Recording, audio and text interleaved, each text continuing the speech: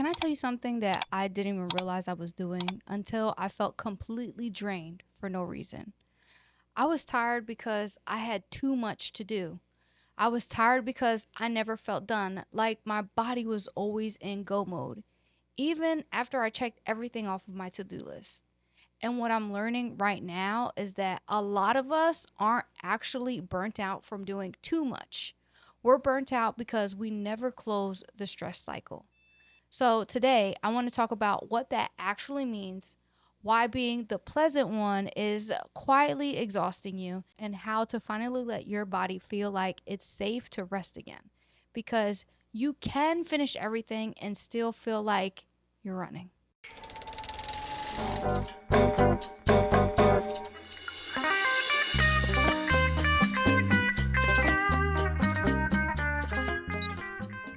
I caught myself today. I was putting together a gift basket for a baby shower that, if I'm being honest, I didn't even really want to go to. And while I'm doing that, while I was putting the basket together, my brain was like, did I switch the laundry? What am I cooking this week? Will I look right in that outfit I chose? And did I text everyone back? Am I being nice enough, pleasant enough? And I realized I wasn't just busy, I was performing. I looked calm on the outside, but internally, I felt like I had like 47 tabs open in my brain. And nobody asked me to open all those tabs. But somehow I felt responsible for keeping them all running. I've been reading Burnout by Emily Nagoski and Amelia Nagoski, and I apologize if I mispronounced their last names. And this book gave me language for something that I've felt for years. They call it human giver syndrome. And when I read that in the description of it, I had to take a pause because I was like, oh wait, this isn't just me being too much or overthinking or not managing my time well enough. This is something I was taught. Human giver syndrome is basically this unspoken rule that says your value comes from what you give. And for me, I can trace it back. I was taught without anyone ever sitting me down and saying it, but I learned it through seeing others doing it and how I was being praised for it. Like being helpful, easy, responsible, emotionally aware made me good. And I learned that early. You get praised for being the one who holds it together. You get recognized for being the mature one. You become the one people rely on. And over time, that turns into a role. You start to believe, I'm the one who handles things. I'm the one who makes things better.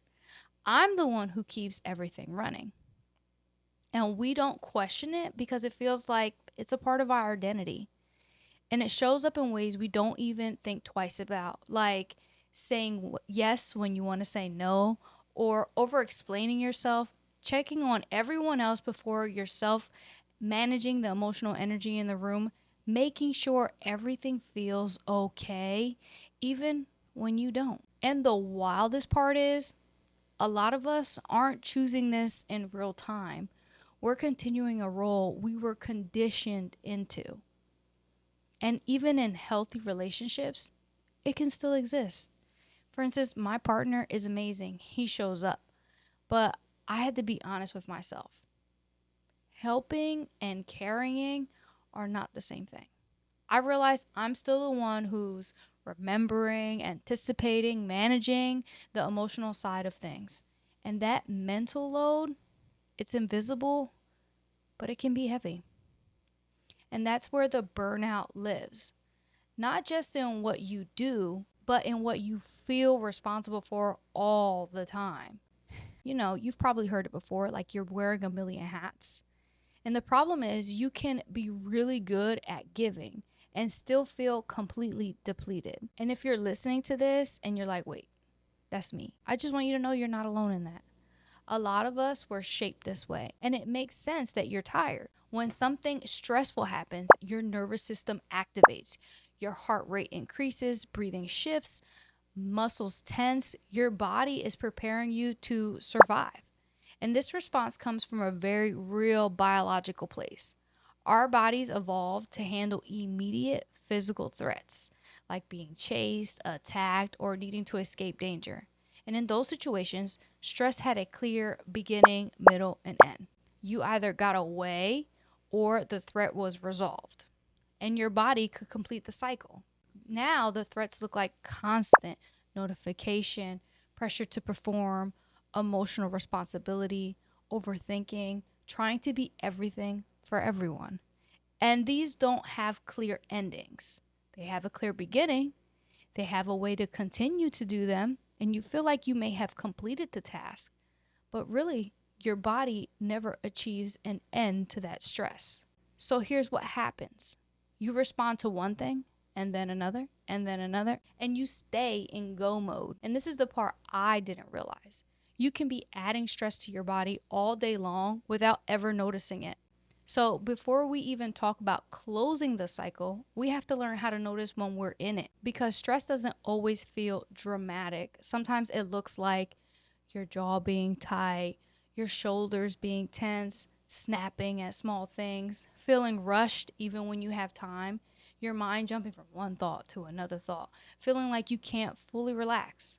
And if you stay in that state long enough, that's when it starts to build. And that build over time turns into burnout. And that's why this matters so much, because burnout isn't just about doing too much, it's about unreleased stress that keeps stacking over time. And you're probably asking, okay, well, then how do I interrupt that? How do I end this cycle? Is by closing the cycle consistently. But here's the shift: the cycle doesn't end when the task is done, it ends when your body feels safe. So you finish everything and your body is still like, okay, we're not done yet. And that's when I had to learn this the hard way. I needed to let my body catch up with the stress. So closing the cycle isn't necessarily completing a task. It's more or less allowing your body to feel a sense of safety. And the way you can do that, or ways in which you can do that, are going for a walk, having a good cry, laughing, deep breathing, shaking it out, connecting with someone safe. For me, sometimes it's literally stepping outside and saying, okay, we're done now. um, Time to go for a walk and really intentionally put some thought into the emotions that I'm feeling and allowing it to release, or a warm embrace from my partner. So this week, I'm trying something different.